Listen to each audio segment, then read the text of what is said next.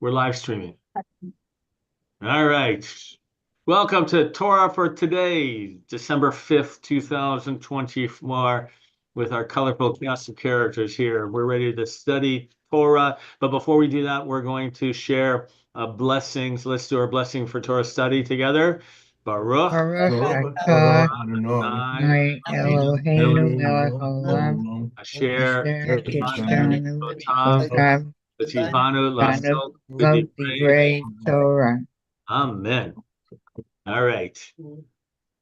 Um, Boy, we are in some of the greatest storytelling parts of the Torah and Genesis. And the portion of Yetzei. We're gonna jump into it. I chose it from Nehama Leibowitz, who those of you who have studied with me for a long time, who I love, who's a quintessential teacher and who provides such an outline and commentary and really makes relevant points about life and about the Torah portion. So let me get you in there. Let's see. All right, do I have the right? Is there a text in front of you? No. No. Yes. Yeah. What are you seeing? HAMAKOM? No, older and then younger. Yeah, that's it. That's yeah. Text. Rather, yes. So it says older and the younger, correct? Is that the text you see? Yes. Thank you. Okay, that's what I want to make sure. All right. So this is Nehama Leibowitz, right, who so you can say the 20th century, who was an amazing teacher in Israel, and so beloved. And by the way, one of the first, if you will, like really female, well-known biblical scholars who was a teacher as well. So we're going to jump right in. So let's, Eileen, you want to start?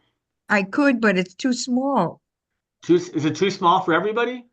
It's too small on my screen. Let me see. Okay, I made it. Made it bigger or no? Yeah, Made it bigger, but it's off center a little bit. it's Yeah, not centered. They made a strange copy. On mine, it's like huge. Keep going. Fine. Now you got it. Got it. You think so? I don't have much of it, but okay. Okay, go ahead, Eileen. Should I start? Yeah, when Lavan heard. Yeah, when Laban heard the tidings of Jacob and his sister's son, that he ran to meet him and embraced him and kissed him and brought him to his home. And he told Laban all these things. All right, so let me give you a context again. All right, so Jacob, after tricking his brother out of the birthright, after tricking his father out of the blessing, is sent by his mother away to Haran to join with her family and with her brother, and to be able to escape his brother's wrath. He heads up north. He has the dream of the ladder with the angels descending and ascending. Which, by the way, this week's Torah, what do we call it? Shabbat video is that I recorded is about that. And he arrives there, and here's how Lavan. The story continues. There's a little bit more we may look at out of the text, but we'll start there. So go ahead now. On this occasion. On this occasion, too, it was the daughter of the household who was the first to meet the stranger from distant climes of the family of Abraham, the man who had left his birthplace and father's house to settle in the land of Canaan. All right, so hold on. So let me give context here. Right. So some of you will remember, load it up, please. I'll just do, because I was looking at some of the Hebrew text as well. All right. Let's go. This is the beginning of the story itself. Let me go, sorry, a little bit too earlier. Let me get rid of that. Whoop, let's go back. Why can't I? There we go. That'll give us a little bit more page there. Beginning of the story. Okay, so this is right after the dream. Stan, you want to read this part? Jacob resumed his journey, and he came to the land of the Easterners, There before his eyes was a well in the open.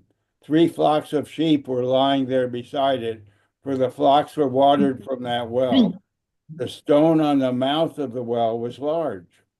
When all the flocks were gathered there, the stone would be rolled from the mouth of the well, and the sheep watered, and the stone would be put back in its place on the mouth of the well.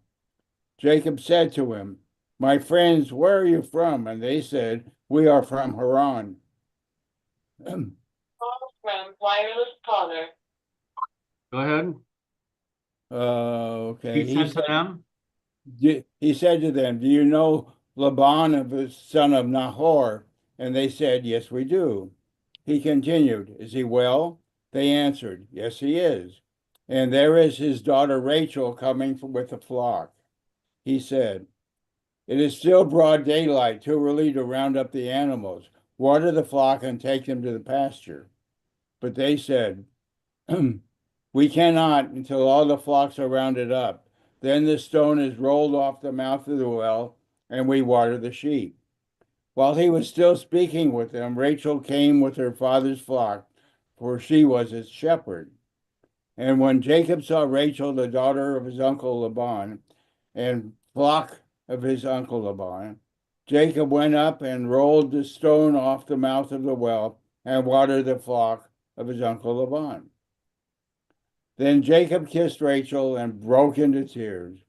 Jacob told Rachel that he was her father's kinsman and that he was Rebekah's son, and she ran and told her father.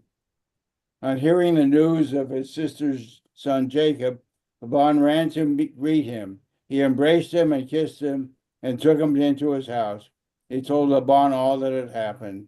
okay, so that's right. That's the verse that we looked at, that final one. So that's the context. And what's the point being made here? Remember when Abraham sent the servant up to look for a wife, Right. it was also exactly, it was Rebecca who was at the well. Yeah. So by the way, in literature, and then when they talk about literature and Bible as literary studies, it's what they call a leitmotif, right? It's a motif or a narrative that you find that's common. And so meeting people at the well is a leitmotif, right? Like that's where like everybody would gather. And so in the Torah, we have a number of times in which this happens. So they're drawing a comparison about, right, how they meet, right? It's a woman who is the first to initiate the relationship. All right. Any questions about this before we go back to the text? The Nechama Leibowitz? No? Anything good? All right. Let's go back.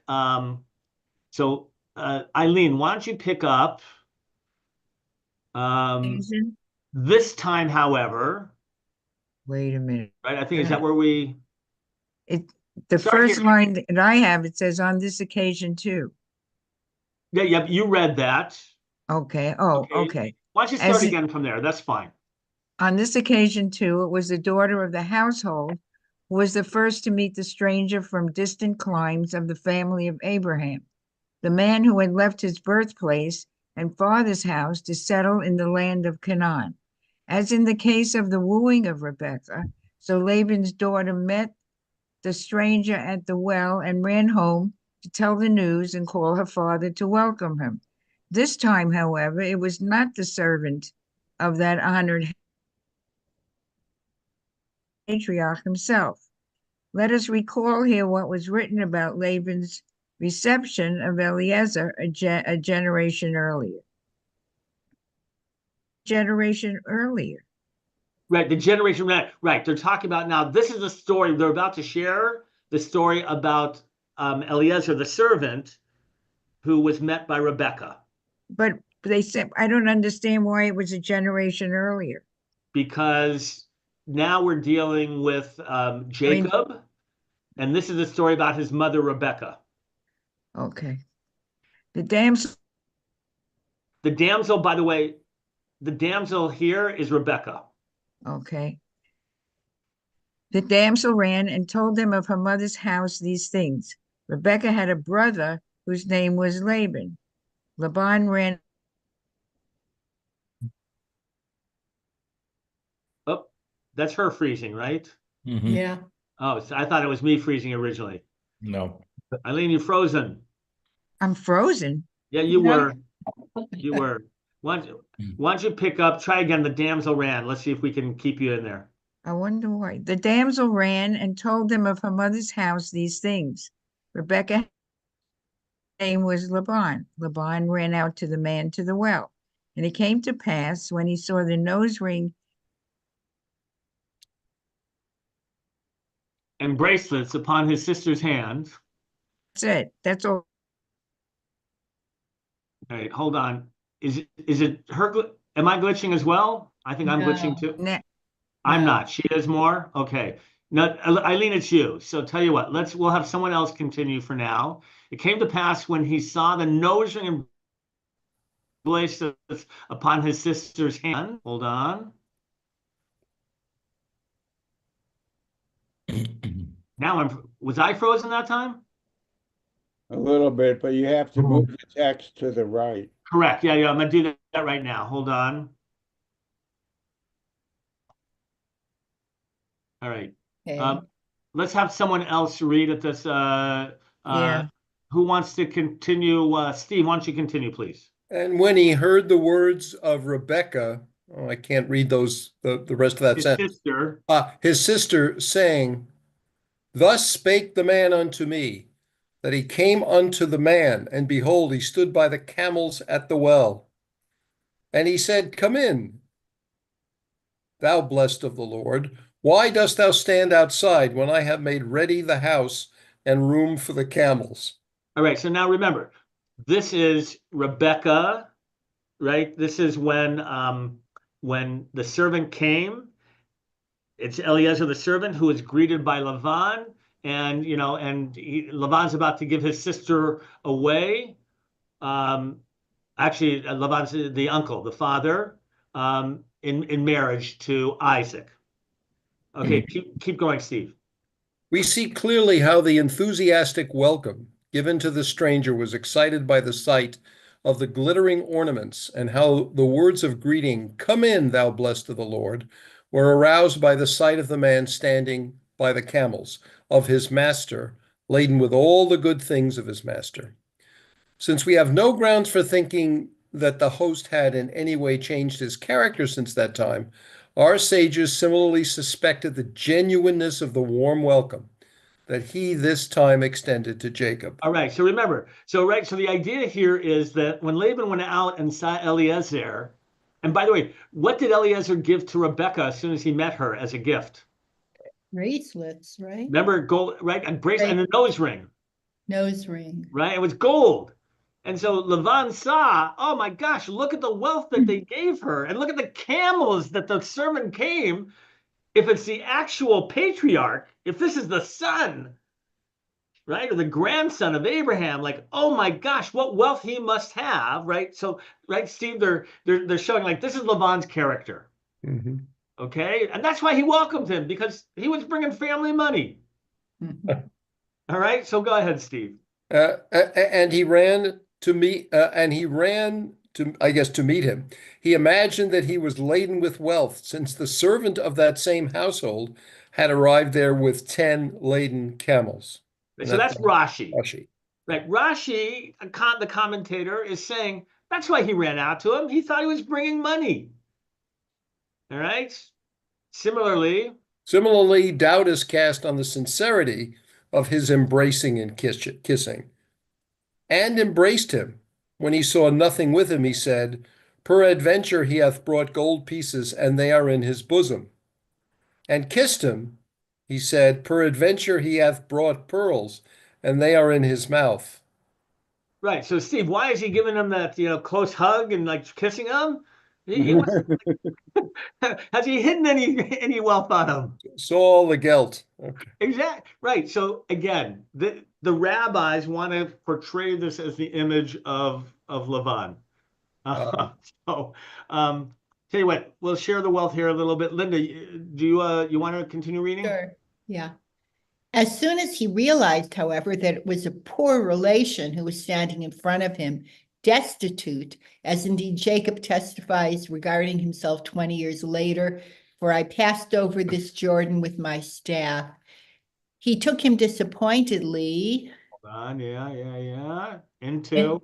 into his house. Characteristic of human nature is this disappointed groan of the one who thought, peradventure he hath brought gold pieces, who finds nothing more rewarding than the good deed of hospitality, a feeling vividly expressed in the Hebrew qualifying word translated surely, that slips out of Laban's mouth. And Laban said to him, surely thou art my bone and my flesh. All right, so hold on 1 minute. So the Hebrew is beautiful, and by the way, it's going to harken back to something. Vayomer lo Lavan, right? He said, and Lavan said to him, Ach, atzmai uvasariata. Ach, and we'll talk about that in a moment. He says surely, but that's generally atzmai, my bones, vasar, my flesh, you are. Now, where is that expression, bone of my bone, flesh of my flesh, from? Anybody remember in the Torah? Adam says that to Eve. Yes. When he wakes up and God has taken the rib and fashioned woman, and Steve, like, this is beautiful. You can give this to Anik. I think it's like some of the most beautiful, poetry of the Torah. You are finally, God, you've made bone of my bone and flesh of my flesh.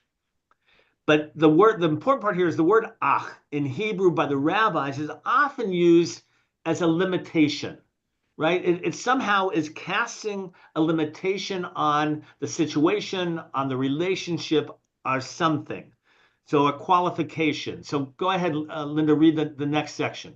Since the word ach in Hebrew at the beginning of a sentence implies a qualification or opposition to that which has gone previously, and since in this case there is no previous conversation of Laban to which it could apply, Rashi supplies us with the undertones, suggesting what Laban felt inside him and left unsaid.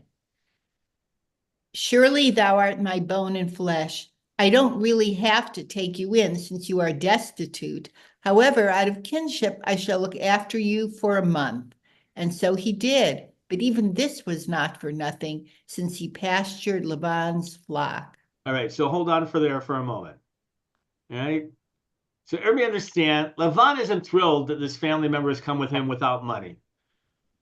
All right. And he says, look, I normally wouldn't, but you're family. So I'll take you for a month, right? And you won't have to pay, even though that they're saying here is that he did sort of pay his way by helping out.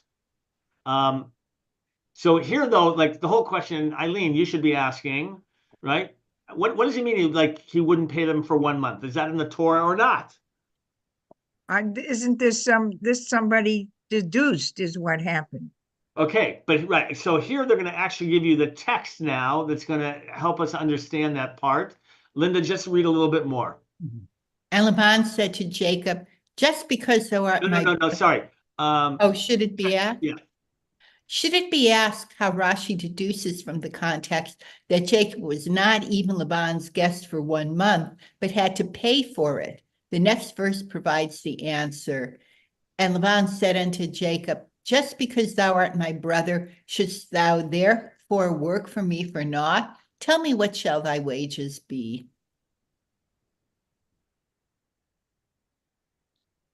The Hebrew by avatani rendered, shouldst thou work for me, is the past form prefixed by the vav conversive, which gives a future meaning. What did all right. So, say? all right. So, by the way, I am not a grammarian. I actually really don't like grammar, especially Hebrew grammar. But in Hebrew, we call this vav hachipuch. And what it means is that sometimes when there's something is in the past or future, by the way, and they put a vav before it, which normally means and, but in this context, it actually changes it, Linda, from past to future or from future to past. Stan, you've studied this before? Yes. And it's very confusing when you know actually grammar, because you're confused. You go like, it's past tense. Oh, but that vav makes it into the future. So Rashi explains it this way. Lauren, you want to read? You don't I- have to. But you're muted right now. I can't, can you hear me? Yes, we can, Mort. Hello. Yeah, oh, okay. I don't have anything up. I don't have anything. I don't see anything. Oh, I see you, but I don't see any text. I'm glad you see me. I'm not sure why the text wouldn't be showing. Steve. Well, it's the selection that he has on Zoom that says that all I want to see is the speaker or something like that. So he doesn't select what's viewed. But if it's even if it's speaker, it should be my screen, Think so, right? but on his, apparently on Steve, his Zoom it isn't. Steve, It's- any idea why? It's a user selection problem. Someone needs to be there and click the right link. But I can't do it without sitting next to Mort. Let me see if I can. You know, I'm gonna try something for you, Mort. I'm gonna try just to stop to share. All right. Did that change your screen at all or no? No, it did not. Okay, so let me see now if I try to share, whether anything else pops up there. Did your screen change? Now I have text, All right. Steve, chocolate. but Okay, it's There it it's not centered. It's all over.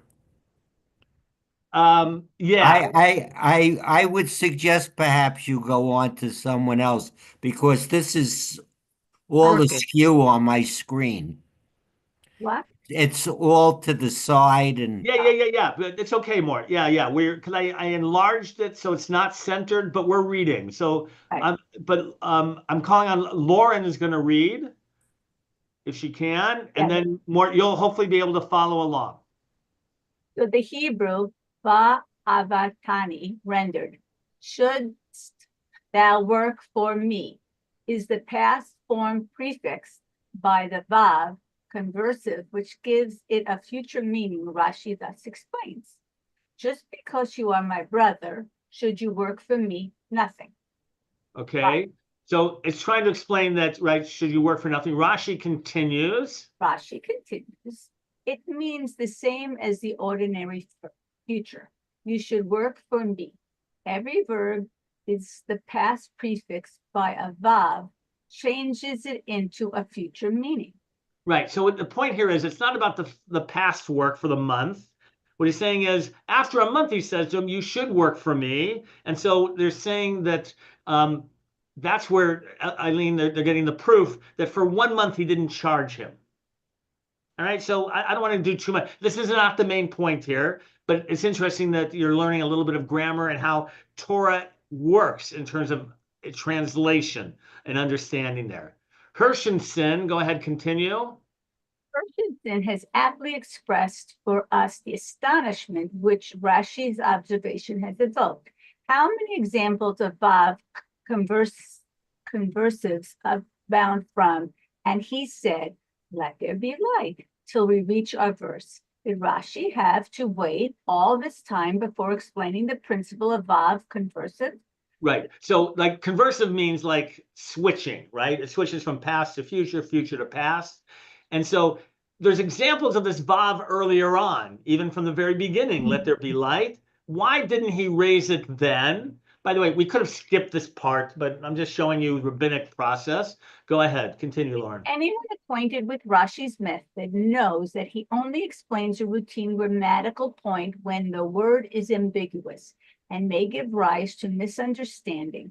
Rashi therefore only remarked on the phenomenon of Vav conversive here. The Vav here could equally have been taken for an ordinary conjunctive Vav. Conjunctive meaning like just the word and. And the word implying you have worked for me till now with a past connotation. Rashi wished to rule out this meaning. Laban did not wish to pay him for past services at all, but only referred to future ones. What had been was gone and done with. But how do we know that Jacob had at all worked for him? Because he did not discuss the work, but only the payment. It is taken for granted that he was already working. Laban had long ago realized that Jacob's services were necessary and worth his while, so much so that he was willing to pay for them. All right. Don't worry about this. I know it's a little bit technical. Nancy, you want to try reading for a little bit? Hold on. Pay for them. Hold on. Did I? Oh, we gotta go to the other side of the page, don't we? Hold on. It's even confusing to me, Mort. All right. At this juncture, Nancy. Okay, at this juncture, the conversation between Laban and Jacob is cut short. Between the question, "What shall your wages be?" and Jacob's answer, 2.5 verses of narrative intervene. Now Laban had 2 daughters. The name of the elder was Leah, and the name of the younger was Rachel. Leah was tender-eyed, but Rachel was Shapely. shapely and beautiful. And Jacob loved Rachel. Right. Only So after hold on. So just so you know, right? So like they're talking about wages, but now, Nancy, the text interjects this section. Laban had 2 daughters. The name of the elder was Leah. The name of the younger was Rachel. By the way, here, because it's going to be relevant later, older is Gedolah, bigger, and Shem HaKatana, the smaller. It's not older and younger, by the way. It's interesting, right? The bigger and the smaller, it'll be relevant later. Veinei Leah Rachot, like there's interesting commentary. Leah was tender-eyed. It would be the equivalent, I think, today when you say like, well, she has a nice personality. When you're like, yeah, is she not a nice personality? But Rachel, as you were saying, like she's shapely and beautiful. And by the way, Jacob loved Rachel, like it was love at first sight. Okay. Now, continue, Nancy. Only after these 2.5 verses, during which the reader is eager to know the answer, is the conversation resumed. And he said, "I will serve these 7 years for Rachel, thy younger daughter." Right. So Jacob, that's why. So Nancy, so they're talking about wages. Then all of a sudden they're talking about the daughters. And now what are those wages going to be? I'll work for you for 7 years for Rachel. That's all I need. You don't have to pay me anything else. Oh, okay. Jacob very carefully lays down his condition, identifying the object of his love by her Okay, so name. hold on. So I'm gonna do this. I'm gonna do this part for you if you don't mind. Rachel bitcha haktana. So what is he doing? He mentions her name specifically, Rachel. Her relationship to him, your daughter, and her exact description, the younger one. Like, why didn't he just say Rachel? All right. So now, wherefore? Rashi queries this point, asking, wherefore all these marks of identification? Because he knew that Laban was a rogue, and in spite of all the precautions, it availed him not. He cheated him just the same. Right. So everybody, like he knew Laban's character. And so he was trying to make sure that Laban couldn't trick him. He said, what I want is Rachel, right? Your youngest, right? Rachel, what was the second one? Your daughter. Don't give me any other Rachel. And Kana, the younger daughter, right? That's who I want. That's who I'm willing to work for. Like, all right. So that's why he's talking about this. Stan, will you continue reading? In direct contrast. You want me to read again? Yeah, please. In direct contrast to Jacob's fear, Jacob's clear, explicit, and unequivocal proposal came Laban's answer, shifty, vague, and ambiguous. Okay, so hold on. Here's the response. And he said, better that I give her to thee than give her to another man. Stay with me. Right. So he doesn't say, oh, I'll give you Rachel. He says, better that I give her to you than I give her to another woman, to another man. So you'll stay with me. So already, right, Stan, apparently Laban is conniving. It seems to me that earlier that Rashi was trying to explain idioms in Hebrew that we use all the time in English, because you say something, it means one thing, but it really, you're using it to mean something else. Yeah. All right, yes, and continue. Okay. Do these words contain any definite promise or obligation? It is difficult to give a positive answer. What happened after this is well known. Come in the morning, behold, it was Leah. Right. So after the wedding, right? So you know this story, many of you. He thought, right, that he was marrying Rachel after 7 years, and he wakes up in the morning next to Leah. All right. So in order for this to have meaning, to understand, you have to remember that, in the ancient world, and by the way, think about, unfortunately, we have images of, of Taliban, of Sharia, of extreme law, about where the woman is covered.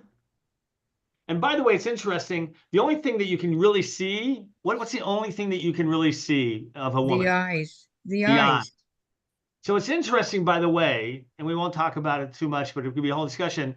If she's described Leah with particular eyes, why didn't he notice, right, that there was a different woman? And by the way, there's a whole question. The question that we should be asking, or you should, is like, where was Rachel during this wedding ceremony? Right? Was she collaborating with her father? Did he tie her up? Did he, right? Was she like, did anybody say, like, where's Rachel? Or rather, where's Leah? Right? Linda, shouldn't somebody at the party say, wait, where's Leah?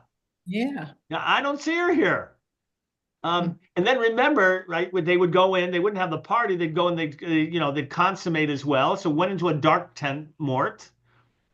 And all of a sudden he woke up the next morning with the light coming in. He goes, oh my God, it's the sister. All right. Keep going, Stan. The anguish of one who had served for 7 years, which seemed unto him but a few days for the love he bore her. Okay, so hold on. Steve, another great quote right here about love. He worked 7 years for her, but it seemed like just a few days because of the love he had for her. Right? Like, that's how much he loved her. Like that, like, oh my goodness.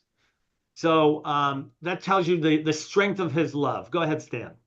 The burning injustice at the base trick played on him, the irreparable nature of the deed finds expression in Jacob's cry, the cry of the weak against the strong, the well-intentioned and upright against the trickster. What is this thou hast done unto me? Did I not serve thee for Rachel? Wherefore you hast then tricked, how hast thou tricked me?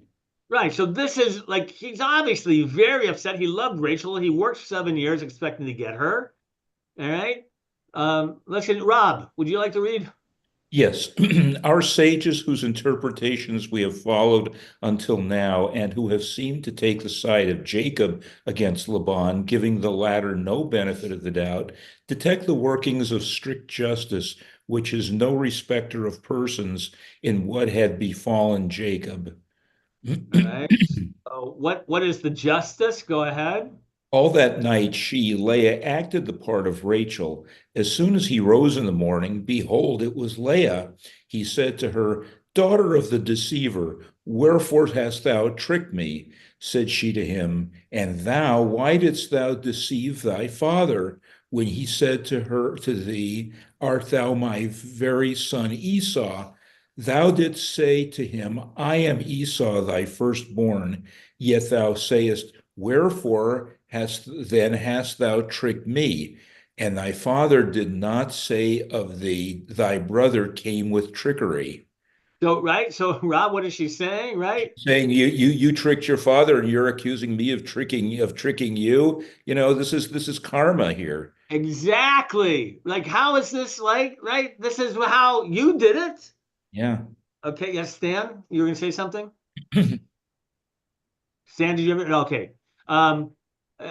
Keep going, Rob, then. Our rabbis detected in the phrase, Wherefore then hast thou tricked me, an echo of thy brother came with trickery. This situation then reminded Jacob of the exceeding bitter cry of his brother Esau. Our rabbis went even further and noted the inexorable workings of divine retribution, even in Laban's retort to Jacob. Laban said, "It is not done in our place to give away the younger before the firstborn." All right. So Rob, you know that is his response, right? Right. Right. Laban says, sorry, in our place, we don't give away the younger before the firstborn.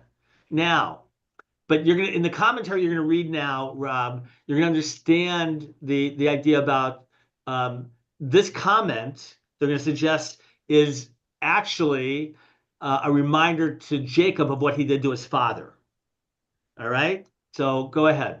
One of our great 16th century scholars, Rabbi Eliezer Ashkenazi, poses two questions on the above quoted verses in his work Ma'aseh Hashem. Why did Laban, who adopted the tactics that attack is the best defense here, weaken his own case by saying it must not be done so in our country? Surely his argument would have been stronger if he had simply said, this thing is not done anywhere, not because this was the local custom, but because such a practice was reprehensible wherever it was followed. Why then did Laban add the qualifying phrase in our country? All right. So you understand the question, Rob? Yeah, I don't really understand why it matters that much, whether it's not done locally as opposed to being done globally, but that's what he's asking about. Right. So they're trying to say, like, wouldn't it have been a stronger argument to just say that's not done anywhere? Right? Yeah, but how did he know it wasn't done Okay, so all right. That's a good counter attack in terms of a challenge to it. So, but hold on to the question, all right? But I was just trying to clarify the question, and that was a great way of responding to it. Go ahead, number two. Why did he prefer to say to give the younger Se'ira, thank you, before the firstborn? Bechira. Remember, I pointed out the language, right, of Katana and Gdola. All right, rather than the younger, literally smaller, before the elder, as indeed he stated in verse 16, the name of the elder was Leah, and the name of the younger, smaller, was Rachel. As it is recorded in verse 18, I will serve thee 7 years for Rachel, thy younger, smaller daughter. Right. So hold on. His response was, Rob, Vayomer Lavan. Lavan said, Lo yasechen b'mekomenu. It's not, we don't act like that in our place. Latet hatseira lifnei bechira. He uses the term betzira, right? The tzira and bechira, rather than that Tanang Dola language. Why did he do that? These two questions are answered by one ingenious explanation. Hold on. Go ahead, Rob. It is true in your place, perhaps such things are done, that the younger is given precedence over the firstborn, and that his portion is taken away and given to another, and the younger is given the name first of firstborn. But such things are not done in our country to give the younger before the firstborn. Ah, Rob, right? So like he tricked, like what he changed that order about the privileges of the firstborn and the secondborn. Right. So Yeah. right. So now that becomes relevant. Does that now you understand why? Like, and by the way, Bechorah is the privilege, the right of the firstborn. Right? You're familiar with the term Bechor, like the firstborn? Right. Okay. So, and by the way, Lior, right? Don't we use that? That's a common expression in Hebrew. The Bechor, right? The oldest one. Like there's certain privileges, right? And expectations. All right. Finish up the last paragraphs, Rob. Laban is seen here as alluding either consciously or unconsciously to Jacob's dealing with Esau. Whatever the truth of the matter, the moral lesson remains clear. Sin and deceit, however justified, bring in their train ultimate punishment. Jacob himself was the victim of deception, married 2 wives, though he only loved one. the peace of his own family being thereby undermined, his children being divided against each other, the rift between the children of Leah and Rachel persisting for many long years. All right. So this is like the sin of the father being visited upon future generations. Ah, right. So Jacob's actions, right, against his father and brother continue to play out in the dynamic of the family. All right, good. All right, Lauren, did you have your hand up? I was going to say, but where are the women in all of this? I mean, you know, It's a good They're question. cooking. here's the sister saying, no, but he's in love with my sister. I'm not going to do this. Does she not have a mind? You know, she, okay, marry him. He doesn't love me, but I'll marry him anyway. I mean, are the women that mindless? You know, Look, the women, it's interesting because they say that with the story of Rebecca leaving home, there's actually in the narrative, they ask her whether she wants to go with the servant to marry Isaac, which is interesting, right, Lauren? So that's a story where they say sort of like seems to empower the woman. So by the way, here the question is, did Rachel, like, did she have sympathy for her sister? Look, I'm beautiful. I'll find a guy. My sister, she's got weak eyes. She'll never find a husband on her own. You know what? If I can find her, help her find a husband, like, okay. So, like, it's hard to imagine, right, Lauren? But there's a number of different scenarios, right, where we could imagine, like, all right. But you're right. It asks the question of, are they just passive, like, characters, right? But in those days, wasn't it the fact that the women had to others and their husbands, they had no choice. There's a question about whether, you know what? There's a big question about whether a woman could be forced to marry against her will in the Jewish tradition, and we have no sources that say that a woman could be forced to marry against the will. She became, by the way, under the authority, right? She was either under the authority of her father or her husband. That part is true. But could she be betrothed against her will? We don't have any evidence of that. and then what happened to her after he married Rachel? So after Leah, the next day, right? They said let them have the week of 7 of like the 7 days, right, of celebration of the wedding. And he says, and then I'll give you Rachel if you'll work 7 more years. But he doesn't have to work the whole 7 years first. He gives her right away as advance payment. And then what happens to the other sister? She just disappears into the. No, they have more than both. He's they married have to more both. than one Yeah, remember, wife. you're allowed to have polygamy. Now, by the way, not only does he have 2 wives to her 2 sisters, imagine what that whole dynamic is I about. can't even imagine. But Leah is the one that has the boys that put Joseph in the well. So Joe, but by the way, the whole dynamic, right? And by the way, some suggest that that this is a de facto story that explains, Eileen, the whole narrative of the tribes and how they interacted. Stan, I'm gonna get to you in a minute, and to Mort as well first.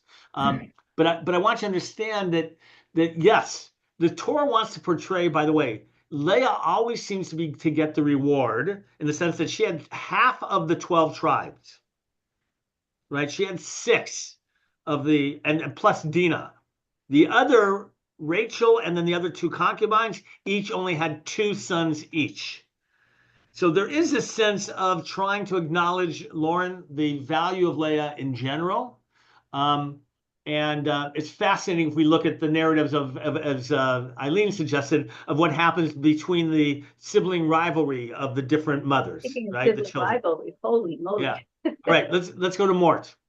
Yes, starting with Abraham and Sarah having being able to conceive a child way past when a normal person would, a human being, and continuing through Genesis. How does this frame Judaism? Isn't this the I think there's a question that should be addressed that's really interesting that we're not addressing. In other words, if you take all these events This is the beginning of Judaism. How does it address Judaism? How does it define Judaism? I think that's something that maybe we should consider pursuing. It's like the virgin birth. Uh, that's the beginning, but it's just it frames what a Jew is, what Jewish values are. Right. Maybe yes, maybe no. But why the story? Why this idea that a couple long past the time they can conceives a child? Why have that story? Why Right. So not have them? you've asked so many questions, as you often do. And they're good questions. So I can't answer all of them, like about advanced age, because by the way, in general, they saw birth as a divine gift. Yeah, And that's I'm why, not concerned with the specific. I'm concerned with how it frames who we are as Jews. yeah, but you can't, but so there's a mistake in there.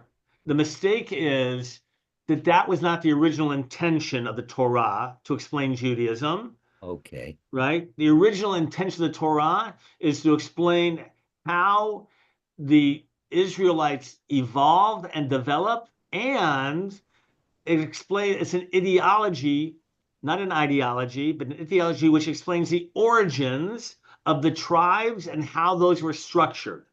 Right? Remember, before it's a religion, right? It's a people, and this just happens to be their faith system. It's the rabbis, but here's what you're saying. The rabbis later have to deal with that.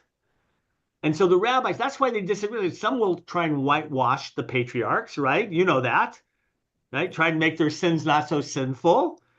And then others, like here, said, like, it's karma. What he did was wrong, and it's going to come back and play. And they don't mind like playing that and putting it on there. You've asked great questions. And the rabbis spend 2,000 years trying to answer your questions. Well, the bigger question is, Yeah. so Abraham isn't having a child with Sarah, and then he goes and has a child with Hagar. And Sarah's okay, go. I mean, what wife in her right mind would say, I give you permission to go have a child with somebody? I mean, that whole story drives me crazy to begin with. And again, a woman is put in like a subservient role, and I'm thinking if I couldn't have a child, I say to Mark, okay, well, our cleaning girl, she could give you a child. So it's okay with me, have a child with her. And put it on in, 21st century values. It's like, it makes me crazy, but I'm Okay, putting Lauren, my I'm going to values answer. on those values. Okay, Lauren, I'm going to answer briefly, and I'm going to let Stan have a comment or question. You have to understand in the ancient world, it appears that you could have children from multiple wives or even from concubines. I get it. Right? And that was just part of the world. But by the way, what you do, Lauren, you do see is here how once the child's born, how Sarah regrets it, right? She sees the child and she's not happy about it. And so I think there's a human element in there. Perhaps she thought like, oh, maybe it isn't so bad. I'll give it. And all of a sudden, Lauren, we have that human element that says, oh my God, I'm so troubled by it. So maybe just put it in that context. And by the way, the reason that Abraham expels her is because of Sarah. Sarah said, throw her and the child out. Yeah. And Abraham does. Abraham should have been thrown out. All right. So, all right, Stan, go ahead. I was going to say that all the stories in the Torah, in the Genesis at least, are the story of brother rivalries, starting with Cain and Abel, and going, Jacob and Joseph and his brothers. They're all brother rivalries that are part of, storytelling, let's say, method. And of course, our Torah is all stories, and we're told all these stories because that's what we understand. And in those days, it was brothers. It was men who made the decisions, who really controlled the world.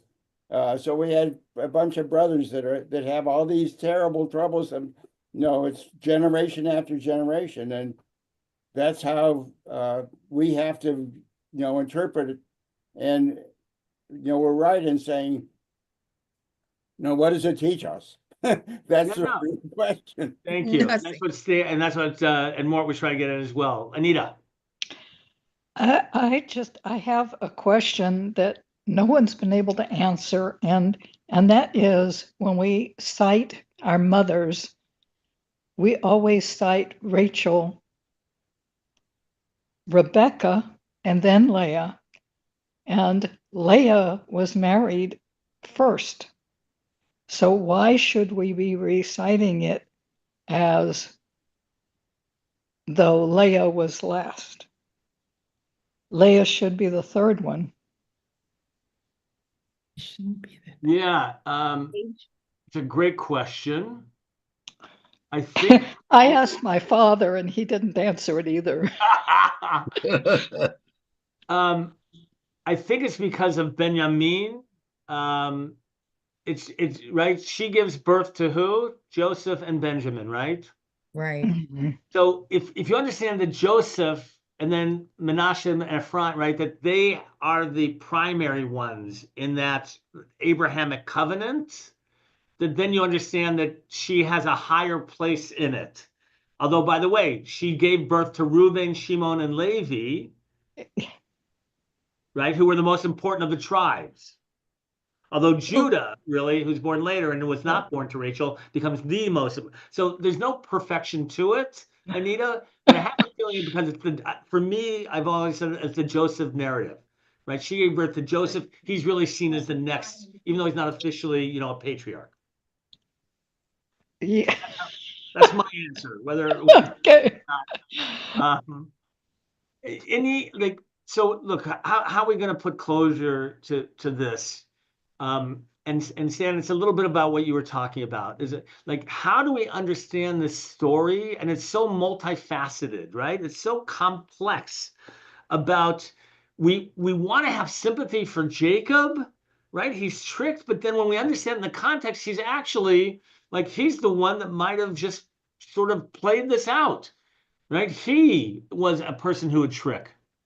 And so, Stan, for me, this is the beginning of Jacob's evolution to becoming Yisrael, right? Like, he's going to change somewhere. Now, there's in the story, I can't remember if it's this week's parsha or next week, that when Jacob decides to leave, there's an expression that when he said, and this is after like the spotted sheep and the whole that narrative, right, where he tricks him, Laban tricks him again, Mort, where he says he looked upon Laban and he saw him as he had never seen him before. And the rabbin, was one commentary, I don't remember if it's Rashi or not, who said he looked at Laban and he saw himself. Right? Like he was becoming like Laban, and it was in that moment, Stan, that he decided he had to leave. Well, they were both tricksters. Yeah, but he saw that, like, Maybe he finally dawned on him. But he would, like, Laban is seen as the ultimate trickster, where Jacob was sort of, and Eileen, what that rabbinic commentary is trying to say is, Jacob saw what he was becoming and would become if he didn't leave.